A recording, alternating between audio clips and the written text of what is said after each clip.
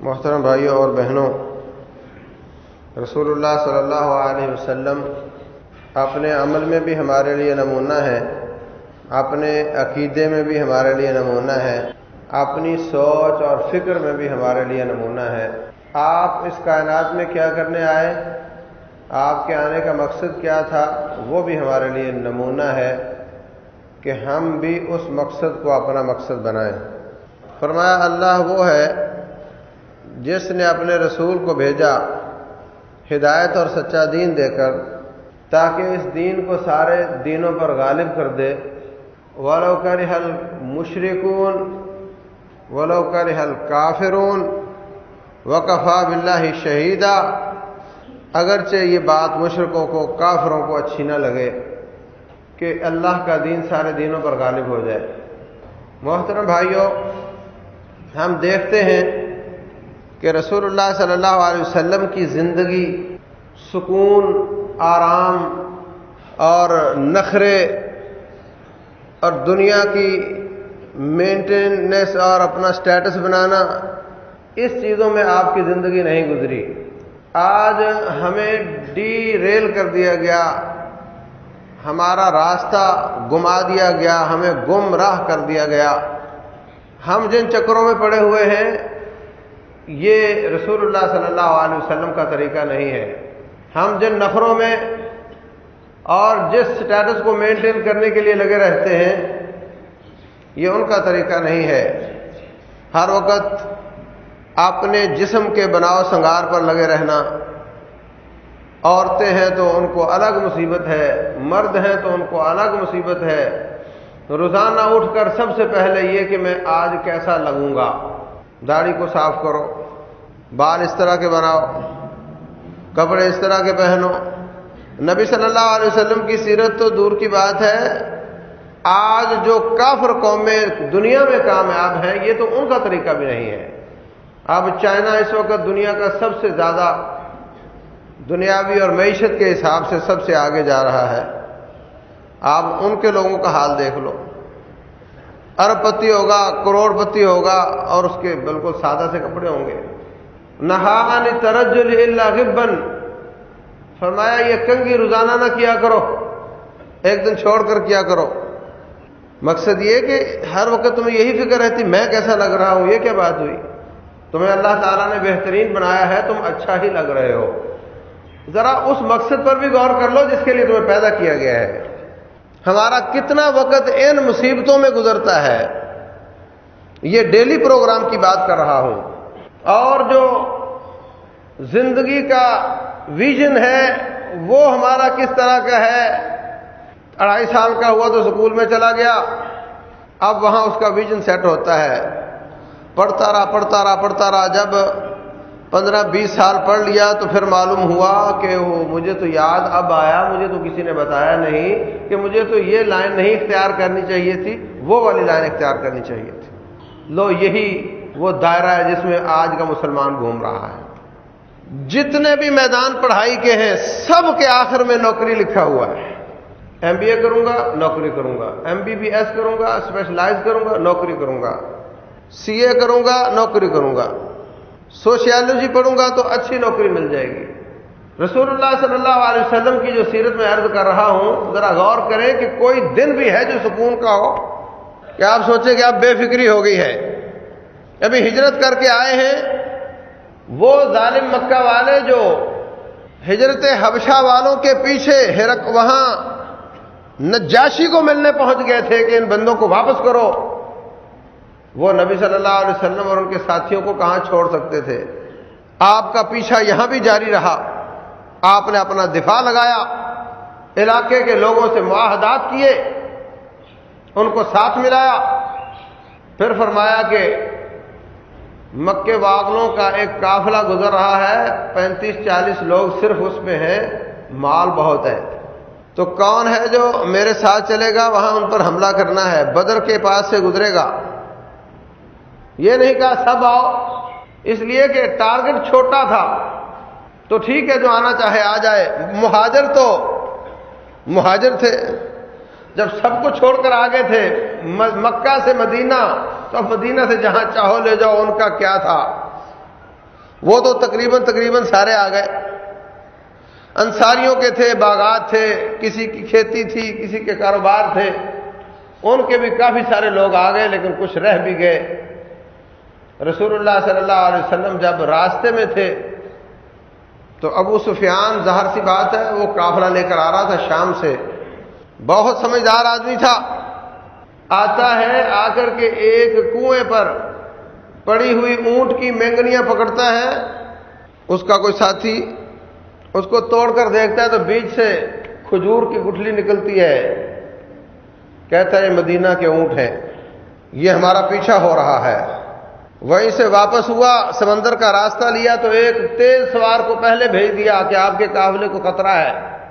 قافلہ بھی بچا کر لے گیا اور خطرے کا الارم بھی بجا دیا۔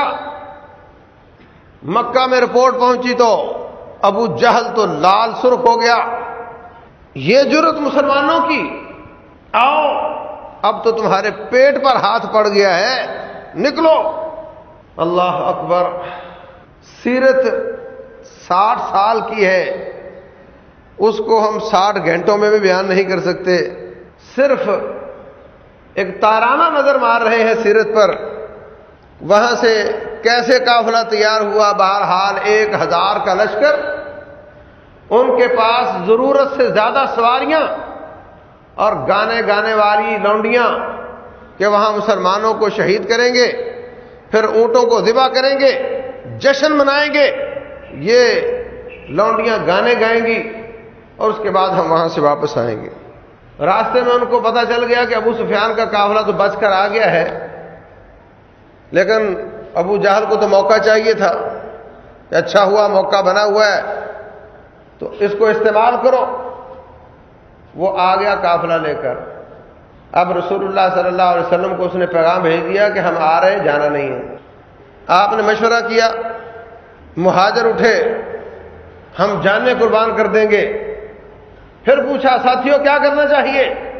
مہاجر اٹھے، ہم ہر جگہ آپ کا ساتھ دیں گے۔ تیسری بار پوچھا تو انصاری کہنے لگے شاید آپ ہم سے سننا چاہتے ہیں، جب بیعت عقبہ ہوئی تھی ہم نے آپ کو مدینہ آنے کی دعوت دی تھی، آپ کی حفاظت کا ہم نے ذمہ لیا تھا، اس وقت طے ہوا تھا کہ مدینہ کی حد تک رہ کر آپ کی حفاظت کریں گے، لیکن اب اللہ تعالیٰ نے ایمان ہمارا بڑھا دیا، اب ہم سمجھتے ہیں آپ جہاں چاہیں جائیں ہم وہاں آپ کی حفاظت کریں گے اور آپ تک لوگوں کو نہیں پہنچنے دیں گے۔ رسول اللہ صلی اللہ علیہ وسلم کا چہرہ لہلہا گیا۔ دوسرا مشورہ، پہلے 313 کا مقابلہ تھا 30-40 لوگوں سے، اب ہے 313 کا مقابلہ 1000 سے، تو کیا کرنا چاہیے؟ کسی نے کہا واپس جا کر کے مکمل تیاری کر کے آنا چاہیے، کسی نے کہا ہمیں مدینہ میں دفاع لگا لینا چاہیے۔ رسول اللہ صلی اللہ علیہ وسلم فرماتے ہیں کسی نبی کے لیے لائق نہیں، جب اس کو چیلنج کر دیا جائے تو پھر وہ گھر چلا جائے، اب واپس نہیں جانا۔ حالت بہت بری ہے، جو لوگ واپس جانے کا، تیاری مکمل کرنے کا مشورہ دے رہے ہیں ان کا لڑنے کو دل نہیں چاہ رہا، صاف موت نظر آتی ہے۔ 313 نہتے اور کنگلے، چلنے کے لیے سواریاں نہیں، کھانے کے لیے کھانا نہیں، مارنے کے لیے تلوار نہیں، بچنے کے لیے ڈھال نہیں، کیسے مقابلہ ہوگا؟ رسول اللہ صلی اللہ علیہ وسلم فرماتے ہیں اب تو مقابلہ کرنا ہے، یہ سیناریو ہے دنیا داروں کا۔ رب ذوالجلال فرماتے ہیں کہ ہم نے یہ سارا کام کیا، اذ یعدکم اللہ احدی الطائفتین انہا لکم، جب اللہ تعالیٰ آپ کو 2 میں سے ایک کا اختیار دے رہا تھا، وَتَوَدُّونَ أَنَّ غَيْرَ ذَاتِ الشَّوْكَةِ تَكُونُ لَكُمْ، تم چاہتے تھے کہ جس میں کانٹے نہیں وہ تمہیں مل جائے، لیکن رب ذوالجلال حق کو حق ثابت کرنا چاہتا تھا اور کافروں کی جڑ کاٹنا چاہتا تھا۔ آپ اگر ایک دوسرے کے ساتھ وعدہ کر کے آتے تو نہ نکل سکتے، رب ذوالجلال نے آپ کو چھوٹا لشکر دکھا کر کے گھر سے نکالا اور پھر بڑے کے ساتھ لڑا دیا۔ یہ میرے رب کی ترتیب تھی۔ وَلَوْ تَوَاعَدتُّمْ لَاخْتَلَفْتُمْ فِي الْمِيعَادِ، اگر تمہیں پہلے معلوم ہوتا کہ یہ بڑے لشکر سے لڑنا ہے تو تم باہر نہ نکلتے۔ اب باہر تو نکال لیا، پہلا فیز ختم ہوا، پہلا راؤنڈ ختم ہوا، جو نہ نکلنا چاہتے تھے ان کو نکال لیا۔ دوسرا راؤنڈ، اذ یوحی ربک الی الملائکۃ انی معکم، رب ذوالجلال اپنے فرشتوں کو وحی کر رہے ہیں کہ میں تمہارے ساتھ ہوں۔ اللہ کا تعارف، اس کی صفت آپ کو بتاؤں؟ غفور الرحیم تو آپ نے سن رکھا ہے، علیم الحکیم تو آپ نے سن رکھا ہے۔ اللہ کی ایک صفت یہ بھی ہے، وہ عزیز ذو انتقام ہے، غالب اور انتقام لینے والی ذات ہے، اور وہ واللہ اشد باسا و اشد تنکیلا، شدید لڑائی کی مہارت رکھنے والی ذات ہے اور بہت زیادہ نکیل ڈال دینے والی ذات ہے، انتقام لینے والی ذات ہے۔ اللہ تعالیٰ نے اپنی فوج کو حکم دیا، جاؤ بدر میں، انی معکم، میں بھی آ رہا ہوں، میں بھی وہی ہوں، میں تمہارے ساتھ ہوں۔ فثبت الذین آمنوا، مومنوں کو جما کر رکھنا، اگر یہ نکل گئے تو پورا مارکا کس کی مدد کریں گے؟ ان کو ذرا جما کر رکھو۔ سألقی فی قلوب الذین کفروا الرعب، میں کافروں کے دل میں رعب ڈالوں گا۔ یہ دوسرا راؤنڈ ہے۔ تیسرا راؤنڈ، اذ یریکموہم اذ التقیتم فی اعینکم قلیلا ویقللکم فی اعینہم۔ اللہ تبارک و تعالی، یہ دونوں فوجیں آمنے سامنے بھی آ گئی ہیں۔ اللہ فرماتے ہیں نہ وہ لڑنا چاہتے ہیں کفر اور بزدلی کی وجہ سے، اور نہ یہ لڑنے چاہتے ہیں بے سر و سامانی اور قلت کی وجہ سے۔ اب سامنے کھڑے بھی ہیں، لڑائی نہیں چاہتے۔ اللہ تبارک و تعالی فرماتے ہیں ہم نے ان کو یہ تھوڑے کر کے دکھائے اور ان کو وہ تھوڑے کر کے دکھائے، لیقضی اللہ امرا کان مفعولا، تاکہ اللہ تعالیٰ جو پہلے سے سوچ رکھا ہے وہ ہو جائے۔ وہ تھے 1000 نظر آتے تھے، 500-600، یہ تھے 313 نظر آتے تھے، 100-150۔ اب لڑنے کے لیے آمادہ بھی کر لیا۔ چوتھا فیز فرمایا فاضربوا فوق الاعناق، اے میرے فرشتوں تم نے ان کی گردنوں پر مارنا ہے، واضربوا منہم کل بنان، ان کے ایک ایک جوڑ پر مارنا ہے۔ یہ میرے رب کا اپنے فرشتوں کو حکم ہے۔ اللہ تبارک و تعالیٰ کے فرشتے لڑے، اللہ کے مومن مجاہد سامنے کھڑے ہیں۔ میں پورا واقعہ بیان نہیں کرنا چاہتا، ابھی مارکا شروع نہیں ہوا۔ معاذ اور معوذ عبد الرحمن بن عوف سے پوچھتے ہیں چچا یہ بتائیں ابو جہل کہاں ہے؟ بولے تمہیں کیا؟ کیا پدی کا شوربہ، تم چھوٹے چھوٹے بچے ہو اور وہ کافروں کا بھی سردار ہے، اس کی سیکیورٹی ہے۔ کہنے لگے ہمیں اتنا معلوم ہے کہ وہ ہمارے مصطفیٰ علیہ الصلوۃ والسلام کو گالیاں دیتا ہے، اور جب سے سنا ہے عزم کیا ہے کہ جہاں نظر آ گیا یا ہم نہیں یا پھر وہ نہیں۔ عبد الرحمن بن عوف رضی اللہ تعالیٰ عنہ سوچتے ہیں تو یہ بچے، لیکن ان کا عزم تو پورا جواں ہے، عزم میں جواں ہے رضی اللہ عنہم۔ کہنے لگے وہ ہے سامنے ان کی صفیں ٹھیک کروا رہا۔ کہتے ہیں ایسے چھوٹے جیسے کمان سے تیر نکلتا ہے، جا کر آنن فانن ان کو ایسا سرپرائز دیا، ایک نے گھوڑے کی ٹانگ کاٹ دی، اوپر سے گرا تو دوسرے نے اس پر مارا، دوسرے پہلے نے پلٹ کر پھر اس کو مارا، اور چند سیکنڈ کی کارروائی کر کے دونوں واپس رسول اللہ صلی اللہ علیہ وسلم کے پاس۔ سمجھ نہیں آئی کہ ہوا کیا۔ اگر کہتے جی ہم نے ابو جہل کو مار دیا، وہ کہتے نہیں میں نے مارا، پہلا کہتے میں نے مارا، فرمایا تلواریں صاحب کی، کہتے نہیں، کہا دکھاؤ، دیکھا تو فرمایا کلاکما قتلہ، تم دونوں نے اس ظالم کو مارا ہے۔ ایک صحابی کہتے ہیں اللہ کے رسول علیہ الصلوۃ والسلام میں بھاگ رہا ایک کافر کے پیچھے، تو میں نے تلوار مارنے کے لیے اٹھائی، وہ گرا اور اس کا سر بری طرح کچلا ہوا تھا، میں نے نہیں مارا۔ ایک کہتے ہیں میں بھاگ رہا تھا، ایک آواز آئی اقبل یا ہیزم، آگے بڑھو اے ہیزم، میں نے ادھر دیکھا ادھر دیکھا، تیسرا کوئی نہیں تھا، فرمایا تیسرے آسمان کا فرشتہ تھا جو اپنے گھوڑے کو ایڑی لگا رہا تھا۔ اب کیا ہوا؟ عجیب مارکا تھا۔ علی رضی اللہ تعالیٰ عنہ کا بھائی عقیل ادھر سے لڑنے کے لیے آیا ہوا ہے، کسی کا داماد لڑنے کے لیے آیا ہوا ہے، کسی کا باپ لڑنے کے لیے آیا ہوا ہے، کسی کا بیٹا لڑنے کے لیے آیا ہوا ہے۔ عجیب مارکا تھا، عجیب ایمان کی شان تھی کہ بھائی بھائی کا گلا کاٹ رہا ہے، باپ بیٹے کا، بیٹا باپ کا گلا کاٹ رہا ہے، لیکن پھر وہ محبت اپنے آبا کی آخر انسان کے ناطے کچھ تو ہوتی ہے. تو ان لوگوں نے بجائے زیادہ کٹائی کرنے کے کچھ لوگوں کو پکڑنا جلدی شروع کر دیا. جو کسی کو پکڑ لیتا اب اس کو قتل کرنا منع ہے، پکڑنا شروع کر دیا. 70 پکڑ لیے، 70 شہید ہو گئے. یہ بات شاید آپ نے پہلے نہ سنی ہو. اللہ تبارک و تعالیٰ اس بات پر ناراض ہوا کہ آپ نے پکڑ دکڑ جلدی کیوں شروع کی. ما کان لنبی ان یکون لہ اسری حتی یثخن فی الارض، نبی کے لیے لائق نہیں کہ وہ قیدی بنائے یہاں تک کہ اچھی طرح گلے نہ کاٹ لے، ان کی کمر نہ توڑ دے، ان کی جڑ نہ کاٹ دے. دنیا کا مال چاہتے ہو، اللہ آخرت چاہتا ہے. پہلی بات تو یہ کہ جلدی کیوں پکڑنے شروع کر دیے، وہی کاٹ دینے چاہیے تھے. اور دوسری بات، جب پکڑ لیے تو مشورہ ہو رہا ہے کیا کریں ان کے ساتھ. ساتھی کہتے ہیں ان سے پیسہ لے لیا جائے، جو پیسہ نہیں دے سکتا وہ ہمارے بچوں کو تعلیم دے دے.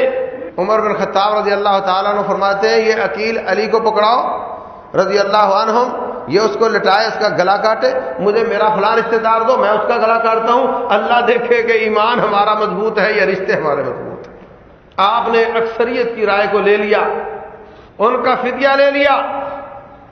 رب ذوالجلال والاکرام میں آیات نازل فرمائیں. آپ رو رہے ہیں، ابو بکر صدیق بھی رو رہے ہیں رضی اللہ تعالیٰ عنہ. عمر بن خطاب آتے پوچھتے ہیں جی مجھے بتائیے میں بھی رہوں. فرمایا عمر کیا بتائیں، اس باغ کی دیوار تک میں نے اللہ کے عذاب کو آتے ہوئے دیکھا ہے. اللہ اس بات پر ناراض ہوا کہ ان کو کیوں زندہ چھوڑا، ان کو قتل کرنا چاہیے تھا. اور پھر اللہ تعالیٰ نے فرمایا کہ اگر تم نے اب یہ 70 چھوڑے تو اس کے مقابلے میں تمہارے 70 ذبح ہوں گے، یہ دیکھ لو. رسول اللہ صلی اللہ علیہ وسلم رحمت للعالمین کی رحمت جوش میں آئی. فرمایا یہ مجھے سودا قبول ہے، اگر ان کے بدلے 70 مسلمان شہید ہوتے ہیں تو قبول ہے. ان کو بھی چھوڑ دیا، ان میں بھی اکثریت مسلمان ہو گئی، وہ بھی ان کے ساتھ جنت میں جائیں گے. اگلے سال احد کے میدان میں 70 شہید ہوئے، وہ بھی جنت میں جائیں گے. سودا ہوا کہ اگر یہ 70 چھوڑے تو اس کے مقابلے میں احد اگلے سال 70 تمہارے قتل ہوں گے. اور ایسا ہی ہوا، احد کے میدان میں 70 شہید ہوئے. اللہ اکبر. معرکہ ختم ہوا، مال غنیمت قیدی لے کر رسول اللہ صلی اللہ علیہ وسلم مدینہ تشریف لے گئے. میرے جی بھائیوں، یہ اللہ ہے جو نہ لڑنا چاہے ان کو لڑا کے دکھا دیتا ہے، جو نہ لڑنا چاہے اس کو چاہے تو لڑا دیتا ہے. اور یہ اللہ ہے، یہ ہماری آنکھوں کی بینائی بھی اس کے ہاتھ میں ہے. وہ چاہے تو اس آنکھ کو 1000 نظر آئے، چاہے تو اس آنکھ کو 1000 500 نظر آئے. اس کی قوت بھی میرے رب کے ہاتھ میں ہے. یہ آپ جو آپ کے بغل میں مار کے ہو رہے ہیں، یہ مت سمجھیں کہ یہ ایسے شروع ہو گئے ہیں، یہ بھی میرے رب کی بہت گہری پلاننگ کا حصہ ہے. جب یہ لوگ آئے تھے اس وقت میری بات کا یقین شاید کسی کو نہ ہوتا. آج وہ ناک رگڑ رہے ہیں، آج وہ مذاکرات کی بھیک مانگ رہے ہیں، آج وہ بھاگنا چاہتے ہیں. آج اس بات کو اچھی طرح سمجھا جا سکتا ہے کہ اللہ تعالیٰ ان کو لے کر آیا تھا ان کو دلیل کرنے کے لیے. کون جاتا، کس کو ویزا ملتا، کس کو ٹکٹ ملتی، کون اسلحہ لے کر وہاں جاتا. یہ میرا مولا ہے جو ان کو افغانستان کی پہاڑیوں کی چکی میں لے آیا اور لا کر کے پیس کر کے رکھ دیا. دنیا کی سب سے بڑی قوتیں 50 کے قریب آئیں اور آ کر کے پس گئیں. اس سے بڑا عجوبہ دنیا کا اور کیا ہو سکتا ہے. اور اللہ تبارک و تعالیٰ نے ثابت کر دیا کہ آپ اے نبی اکیلے بھی ہوں تو اللہ کی قوت کے ساتھ لڑیں گے اور اللہ کو کامیابی دے گا. فقاتل فی سبیل اللہ لا تکلف الا نفسک وحرض المؤمنین. اے نبی اللہ کے راستے میں قتال کر. میرے سامنے آپ اکیلے پابند ہیں اور مومنوں کو بھی تلقین کرو. خطبہ جمعہ ہو، تقریریں ہوں، جلسے ہوں، اجتماعات ہوں، لوگوں کو جہاد و قتال کی تلقین کریں۔ اللہ آپ کے موضوعات میں یہ بہت بڑا موضوع جہاد و قتال ہونا چاہیے، لوگوں کو تلقین کریں، لوگ آپ کے ساتھ چلیں، میں آپ کی مدد کروں گا اور انشاءاللہ غلبہ اللہ اور اس کے رسول کا اور مومنوں کا ہوگا۔ رسول اللہ صلی اللہ علیہ وسلم کی زندگی کا مقصد اسلام کا غلبہ، اور ہر وقت اسی کی پلاننگ ہم اپنے 24 گھنٹے میں اسلام کے غلبے کے لیے کتنے منٹ سوچتے ہیں؟ کل کا دن تو گزر چکا، آج تو گزر رہا ہے، 24 گھنٹے میں وہ کون سا منٹ ہے جس میں آپ نے اسلام کے غلبے کی بات سوچی کہ کیا طریقہ ہو سکتا ہے کہ اسلام غالب آ جائے؟ سوچ۔ چندہ نہیں پوچھ رہا آپ سے تیاری کا نہیں پوچھ رہا، آپ سے مار دھاڑ نہیں کہہ رہا، صرف سوچ جس پر کوئی پیسہ خرچ نہیں آتا۔ آپ نے پچھلے پورے ہفتے میں کتنے اوقات گزارے اس بات کو سوچتے ہوئے کہ کیا طریقہ ہو سکتا ہے کہ اسلام غالب آ جائے؟ ان لوگوں کی ہر وقت سوچ یہ ہے اسلام کیسے غالب آ سکتا ہے، اور ہماری کبھی بھی ایسی سوچ نہیں پیدا ہوئی الا ماشاء اللہ۔ پھر ہم کہتے ہیں کہ ہم بالکل ان کے امتی اور ان کے طریقے پر چلنے والے، ان جیسی نماز پڑھتے ہیں، ویسا ہی روزہ رکھتے ہیں، انہی کے طریقے پر حج کرتے ہیں، لیکن ہماری زندگی کا مقصد اور ہے، ان کی زندگی کا مقصد اور ہے۔ اللہ اکبر۔ واپس آتے ہیں تو انہوں نے کہا ٹھیک ہے تم نے ہمارا نقصان کیا، اگلے سال ہم بدلہ لیں گے۔ رسول اللہ صلی اللہ علیہ وسلم احد کے دامن میں معسکر بناتے ہیں، احد کا دامن چھپا ہوا ہے، سائیڈیں وہاں سے نظر نہیں آتی، اللہ ہم سب کو دیکھنے کی توفیق دے۔ آپ نے سامنے ایک چھوٹی سی چوٹی جبل الرمات پر 70 تیر انداز بٹھائے کہ یہ آبزرویشن بھی کریں گے، اطلاعات بھی دیں گے، دور بھی ہیں اور اونچے بھی ہیں، اور اگر کوئی خطرہ ہوا تو یہ مقابلہ بھی کریں گے۔ فرمایا آپ کو کچھ ہو جائے، ہمیں کچھ ہو جائے، ہمیں شہید کر دیا جائے، ہماری شہادت کے بعد ہماری نعشیں گور و کفن کے بغیر پڑی ہوں، آسمان سے پرندے آ کر کے ان کو نوچ رہے ہوں، اس وقت بھی آپ نے پہاڑی کو نہیں چھوڑنا جب تک ہم نہ آپ کو کہیں۔ عبداللہ بن جبیر رضی اللہ تعالیٰ ان کے ذمہ دار تھے۔ معرکہ ہوا، دشمن اکھڑ گیا، اس کے قدم اکھڑ گئے، لیکن خالد بن ولید اس وقت مسلمان نہیں ہوئے تھے، بہت ماہر آدمی تھا، جنگوں کا دھنی، بہت بہادر اور بہت چالیں جانتے تھے۔ پہاڑ کے پیچھے سے گھوم کر آئے اور آ کر کے مسلمانوں کو پیچھے سے حملہ کیا۔ مسلمانوں کو سمجھ نہیں آئی ہمارے ساتھ ہوا کیا۔ جن لوگوں نے ایسے حملے کی پیشگی اطلاع دینی تھی وہ اپنے امیر کی بات نہ مانتے ہوئے نیچے اتر گئے مال املاک جمع کرنے کے لیے کہ اب آپ نے تو فرمایا تھا شہادتیں ہو جائیں، اب تو فتح ہو چکی ہے، اب کب تک یہاں بیٹھو گے، ہم نیچے جانا چاہیے۔ حضرت عبداللہ بن جبیر کہا ہم نہیں جائیں گے۔ چند لوگ ان کے ساتھ تھے، وہ شہید ہوئے اور یہ لوگ آگے بڑھ کر حملہ کیا۔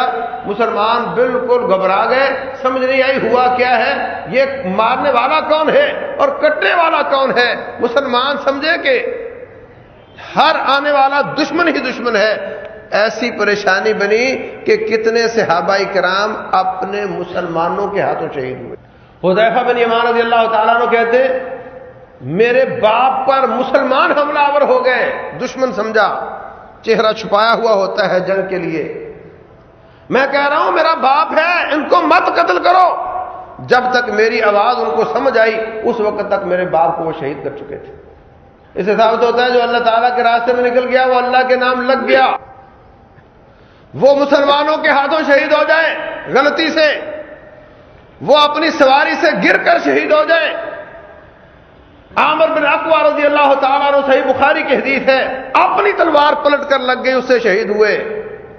حضرت ام حرام بنت ملحان سواری سے گر کر شہید ہوئی۔ اپنی سواری سے گر جائے، اپنی تلوار سے، اپنے مسلمانوں کی تلوار سے یا دشمن سے کسی وجہ سے بھی جائے، پہاڑ سے گر کر چلا جائے، نالے میں ڈوب جائے، کوئی شکل بھی ہو، جو اللہ کے راستے میں نکل گیا وہ انشاءاللہ اللہ اس کو قبول کرے، وہ شہید ہی شہید ہے انشاءاللہ۔ 70 صحابہ کرام شہید ہو گئے۔ جب غبار بیٹھ گئی رسول اللہ صلی اللہ علیہ وسلم نے آپ کی شہادت کی خبر بھی اڑ گئی. محمد بن عبداللہ ہے صلی اللہ علیہ وسلم. فرمایا خاموش رہو مت جواب دینا. ابو بکر ہے فرمایا چپ رہو. کوئی عمر ہے. پھر للکارا اس نے, سب کاٹ دیے ہم نے. پھر کہتا ہے اول حبل, حبل جیت گیا. فرمایا اب برداشت نہیں ہوتا, جواب دو اس کو کہ تجھے ذلیل کرنے کے لیے ہم سب زندہ ہیں. اس نے کہا اول حبل. آپ نے فرمایا اللہ اعظم و اجل. وہ کہتا ہے لنا عزا ولا عزا لکم, ہمارا عزا تمہارا عزا کوئی نہیں. فرمایا ان سے کہو لنا مولا ولا مولا لکم, ہمارا مولا ہے تمہارا مولا نہیں ہے. پھر پیچھے ہٹے اور واپس چلے گئے. رسول اللہ صلی اللہ علیہ وسلم کے سامنے کیا منظر ہے. زخمی الگ پڑے ہوئے ہیں, شہداء الگ پڑے ہوئے ہیں, اتنی پریشانی کھڑی ہے. اس حالت میں فرمایا اب کون ہے تھکا ہونے کے باوجود, زخموں میں چور ہونے کے باوجود کون ہے جو اس قوم کا پیچھا کرے گا. اللہ اکبر. پھر کچھ ساتھی نکلے اور آپ کو لبیک کہتے ہوئے آئے. آپ نے ان کو مشرکوں کے پیچھے لگا دیا. وہ پیچھے پیچھے, مشرکین آگے آگے. کافی سفر کرنے کے بعد ایک کہتا ہے بھئی تم کس کام آئے تھے, کیا کر کے جا رہے ہو؟ مسلمانوں کو ختم کرنے آئے تھے, فتح پانے آئے تھے. کیا ہوا؟ نہ مسلمان ختم ہوئے نہ تم فتح پا سکے. دوسرا کہتا ہے ہم تو فتح پا چکے, ہم نے 70 کاٹ دیے ان کے. کہنے لگا تمہاری عورتیں پوچھیں گی کوئی لونڈی دکھاؤ, کوئی غلام دکھاؤ, کوئی مال غنیمت دکھاؤ, کوئی دلیل دو کہ تم فتح ہو کر آئے ہو, تم تو خالی ہاتھ جا رہے ہو. وہ کہتے بات تو درست ہے, ہمیں واپس پلٹ جانا چاہیے. وہ تو بالکل زخمی, بری حالت ہے ان کی, اور اپنی رہی صحیح قوت ان کی ختم کر دینی چاہیے. جب واپس پلٹے تو پیچھے رسول اللہ صلی اللہ علیہ وسلم کا وہ قافلہ نظر آیا جو آپ نے ان کا پیچھا کرنے کے لیے بھیجا تھا. پھر کہنے لگے جو کچھ مل گیا اتنے پر اکتفا کر لو, ورنہ رہی صحیح قوت بھی تمہاری ختم ہو جائے گی. یہ بصیرت ہے میرے مصطفیٰ علیہ الصلوۃ والسلام کی, یہ جنگی حکمت عملی ہے رسول اللہ صلی اللہ علیہ وسلم کی. آپ کے وہاں آپ کا دانت ٹوٹ گیا, آپ کا ماتھا پھوٹ گیا, آپ کا جسم لہو لہان ہو گیا. اللہ اکبر. ابن اقمع ظالم, اس نے آپ کو اپنا حربہ پھینکا اور آپ کی خود سمیت جسم تک پہنچ گیا. خود بھی جسم کے اندر گھس گئی. حضرت ابو عبیدہ بن جراح رضی اللہ تعالیٰ عنہ اپنے دانت کے ساتھ نبی صلی اللہ علیہ وسلم کے ماتھا مبارک سے وہ لوہا نکالنے کے لیے کھینچتے ہیں, ان کا دانت نکل جاتا ہے مگر لوہا نہیں نکلتا. پھر دوسرے دانت سے کوشش کرتے ہیں, بڑی مشکل سے لوہا تھوڑا اوپر ہوا, خود اتاری تو خون کا فوارہ نکلا. اللہ اکبر. صحیح بخاری کی حدیث ہے, حضرت فاطمہ رضی اللہ تعالیٰ عنہ بابا کا ماتھا دھوتی ہیں, علی اپنی خود میں پانی بھر بھر کر لاتے ہیں, خون ہے کہ تھمنے کا نام نہیں لیتا. پھر چٹائی جلا کر کے اس کی راکھ کے ساتھ آپ کا زخم بھرا گیا. عائشہ صدیقہ رضی اللہ تعالیٰ عنہ زخمیوں کی مرہم پٹی کرتی پھرتی ہیں, دوسری عورتیں ان کو پانی پلاتی پھرتی ہیں. اس کے مقابلے میں ہم ذرا سوچیں کہ ہمارا کیا حال ہے. ہم میں سے کون ہے جس نے اللہ کے راستے میں ایک قطرہ خون کا دیا ہو, جس کو ایک زخم لگا ہو اللہ کے راستے میں, جس نبی کا امتی ہونے کا دعویٰ کرتے ہو, ان کا ماتھا پھوٹا, ان کا دانت ٹوٹا, ان کو لہو لہان کیا گیا. طائف میں پتھر لگے حتیٰ کہ جوتا خون سے جم گیا. اس نبی علیہ الصلوۃ والسلام کے ساتھ ہماری کیا نسبت ہے. ہم اس دین کے لیے پسینہ نہیں بہا سکتے, وہ اس کے لیے خون بہاتے رہے. یاد رکھو یہ میٹھا میٹھا اسلام, اس سے اگر ہمیں جنت مل بھی گئی تو بہت پیچھے رہ جائیں گے. قیامت والے دن جس کے جسم پر فی سبیل اللہ کا زخم نہیں ہوگا اس کے لیے حسرتیں ہوں گی. فرمایا من یقلم فی سبیل اللہ, جو اللہ کے راستے میں زخمی ہوتا ہے, اللہ عالم من یقلم فی سبیل اللہ, یہ میرا رب جانتا ہے کس کا زخم اللہ کے راستے میں ہے. الا ویاتی یوم القیامہ, وہ قیامت والے دن آئے گا, لون الدم, اس کا رنگ تو خون جیسا ہوگا, والریح ریح المسک, لیکن اس سے کستوری جیسی خوشبو آ رہی ہوگی. رب ذوالجلال کا دربار سجا ہوا ہے, یہ ٹانگ کٹوا کر آ رہا ہے, یہ ماتھا پھوٹا ہوا آ رہا ہے. کوئی ضرورت ہے پوچھنے کی کہ تم نے زندگی کیسے گزاری؟ کچھ پوچھنے کی ضرورت ہے کہ تم کیا کر کے آئے ہو؟ زندگی تو وہی ہے برف کی طرح، پانی ٹھنڈا کرو گے تو بھی پگھل جائے گی، پڑی پڑی بھی پگھل ہی جائے گی۔ اس میں ہم نے کیا کمایا؟ کھانا، پہننا، سونا اور مر جانا۔ یہ تو ہر جانور بھی کرتا ہے، حلال جانور بھی یہی کام کرتے ہیں، حرام جانور بھی یہی کام کرتے ہیں، گدھا بھی یہی کام کرتا ہے۔ کھانا پینا، کمائی کرنا، بچے جننا اور مر جانا۔ اس سے بڑھ کر اسلام کی فکر ہو، مسلمانوں کی فکر ہو، آگے بڑھنے کی فکر ہو، آخرت کی فکر ہو، قبر اور حشر کی فکر ہو۔ یہ ہے انسانیت۔ اگر یہ چیز نہیں تو انسان حیوان ہے، اس کے انسان کہلوانے کا کوئی حق نہیں رکھتا۔ ہر وقت یا آپ حملے کی سوچ رہے ہیں یا آپ پر حملے ہو رہے ہیں۔ تقریباً 28 مارکوں کی قیادت فرمائی میرے مصطفیٰ علیہ الصلوۃ والسلام۔ اللہ اکبر۔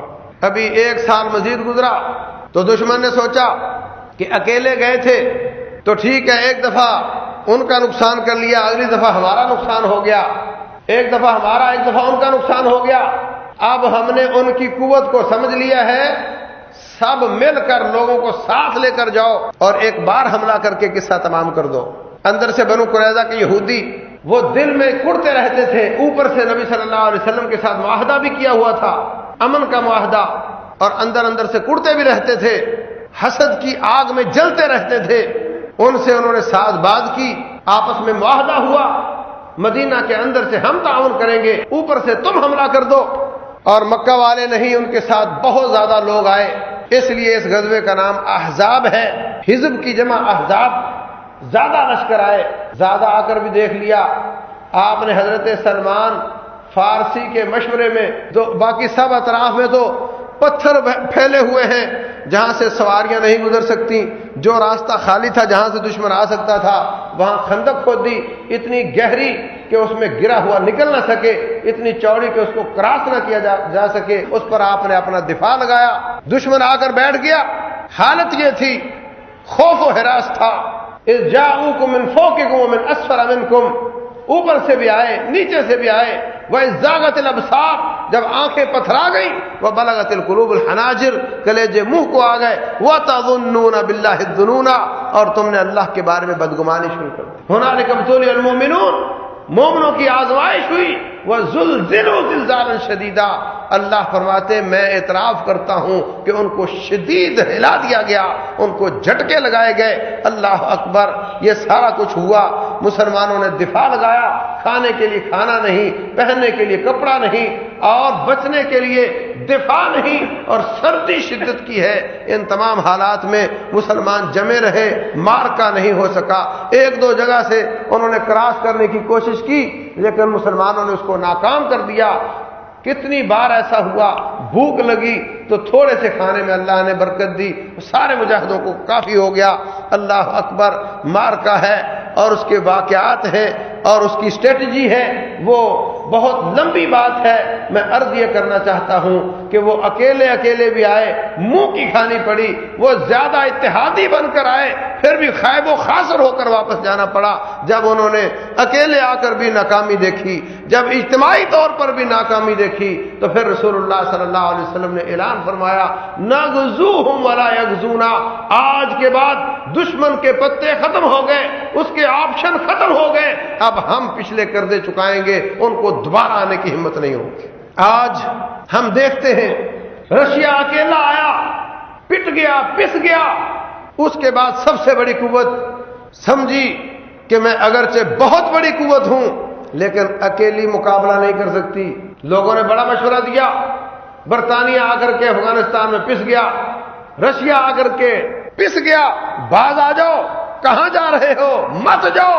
اس نے کہا یہ باتیں ٹھیک ہیں، وہ اکیلے آئے تھے، ہم 50-60 ملکوں کو لے کر جا رہے ہیں، ان کی معیشت، ان کی ٹیکنالوجی، ان کی فوجیں، ان کے مکر و فریب، ان کا میڈیا، سب کچھ وہاں ہوگا، دیکھتے ہیں کہ پھر مسلمان کیسے جاگتے ہیں۔ وہ اکیلے آئے تب بھی پٹ گئے، وہ اکٹھے ہو کر آئے تب بھی پٹ گئے۔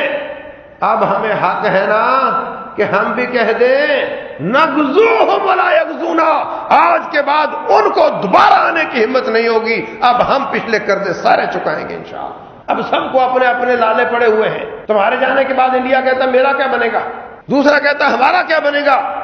ہڈی پر جمع ہوئے تھے, اب ہڈی نہیں ملی, اب سارے اپنے ہاتھوں کو کاٹ کاٹ کر کھا رہے ہیں, بھاگنے میں ایک دوسرے سے جلدی کر رہے ہیں اور کہتے ہیں ہم چلے جائیں گے نہیں, وہ جا چکے ہیں انشاءاللہ.